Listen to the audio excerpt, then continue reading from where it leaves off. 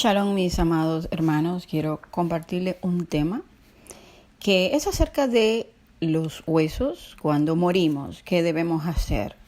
¿Está bien que se quemen los huesos como se hace hoy, que se le llama cremación? O según las escrituras, ¿qué se hace con nuestros cuerpos, con nuestros huesos? Y vamos a ver los ejemplos que tenemos, porque la palabra pues es la que nos da el ejemplo de lo que debemos hacer. No debemos hacer lo que el mundo hace, sino lo que está escrito y cómo hicieron nuestros primeros padres. Y fíjense que en Primera de Reyes, capítulo 13, Yahweh envía a un profeta a Jeroboam. Recuerden que Jeroboam fue quien se lleva las 10 tribus, que le pone los becerros, hace fiestas que no son de las del Eterno, y también pues los aleja de lo que eran sus hermanos de Judá y de la adoración al Elohim verdadero, y lo introduce en todos los pecados de Jeroboam, que la Biblia pues siempre no habla, los pecados de Jeroboam. Pero Jeroboam iba a llevar pues también su juicio y su castigo, y Yahweh le envía a Jeroboam a un profeta. Este profeta pues venía de Judá y le dice en el verso 2: aquel clamó contra el altar por palabra de Yahweh y dijo: altar, altar, así ha dicho Yahweh, aquí que a la casa de David nacerá un hijo llamado Josías, el cual sacrificará sobre ti a los sacerdotes de los lugares altos, que queman sobre ti incienso, y sobre ti quemarán huesos de hombres. Entonces, un castigo para este pagano es que sus huesos iban a ser quemados. Ahí lo dice. Y iban a quemar sobre él también los huesos de todos esos sacerdotes. Entonces, la historia es muy interesante porque resulta que cuando él completa su misión, que es algo que de ahí también podemos sacar una enseñanza, de que cuando Yahweh nos envía a hacer algo, lo hagamos y no creamos a todo aquel que se nos aparece en el camino diciendo que es también un profeta de Yahweh, como se le apareció otro que le dijo: ven a mi casa. Cuando Yahweh le dijo que no entrara en la casa de nadie ni comiera con nadie, este le miente y le dice que él era profeta como él y que fuera a su casa, a lo cual le costó la vida. Entonces, esa desobediencia le costó que se lo devorara un león. Pero el león dejó los huesos. Y este varón que lo engañó, este profeta, va y se monta en un asno y va y lo busca, y luego lo pone, dice que lo endecha y pone su cuerpo en un sepulcro.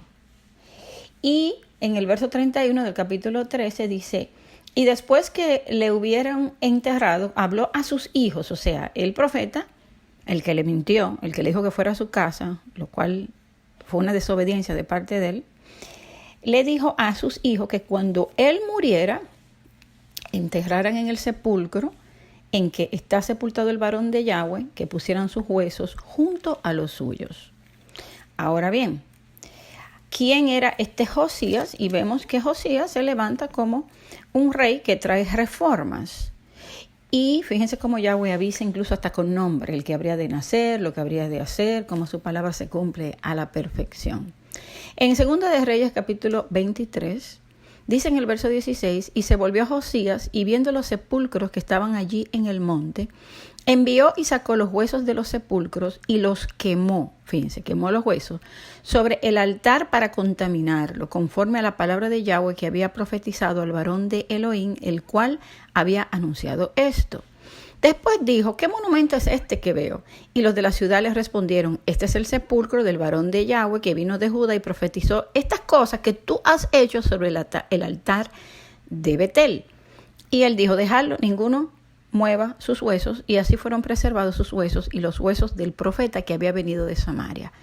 Fíjense que ahí se conservaron los dos huesos. Entonces era muy importante conservar los huesos. Y era una degradación quemarlo. Estaba para los impíos, para los falsantes, para los falsos sacerdotes que sacrificaban a los Baales en esos altares en Betel.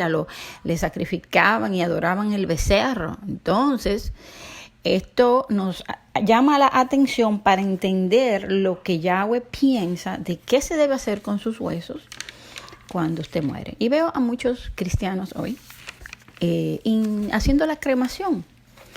Y no investigan, no buscan. Ahora bien, vamos al inicio de todo esto. La palabra nos dice, polvo eres y en polvo te convertirás. Verso 2 del capítulo de Génesis, capítulo 2, verso 7, dice, entonces Yahweh Elohim formó al hombre del polvo de la tierra y sopló en su nariz aliento de vida. Y fue el hombre un ser viviente. Fíjense que él tomó polvo de la tierra, de la misma tierra hizo al hombre. Cuando el hombre peca, su destino es volver al polvo. 3:19, porque como el pecado entró, pues la muerte. Y la muerte pues iba a traer que él volviera al polvo de donde él salió. Entonces en el 3:19 de Génesis dice, con el sudor de tu rostro comerás el pan hasta que vuelvas a la tierra.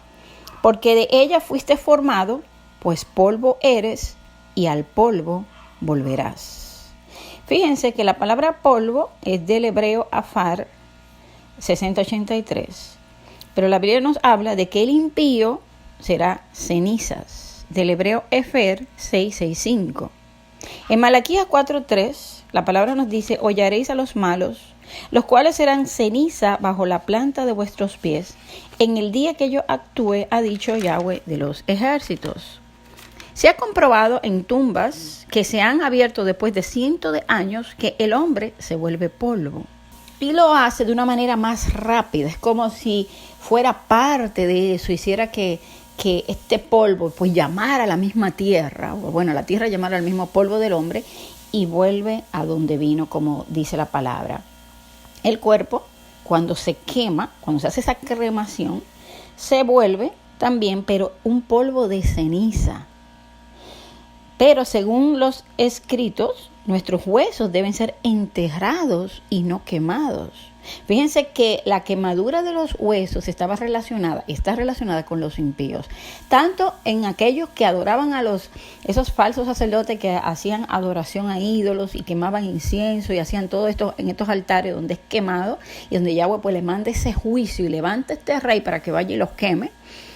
Y miren cómo el otro sabiamente le dice, miren, yo lo voy a buscar, lo voy a enterrar y entiérrenme con este, porque él también, su cuerpo iba a ser quemado ahí. Y fíjense cómo, según las escrituras, ¿verdad?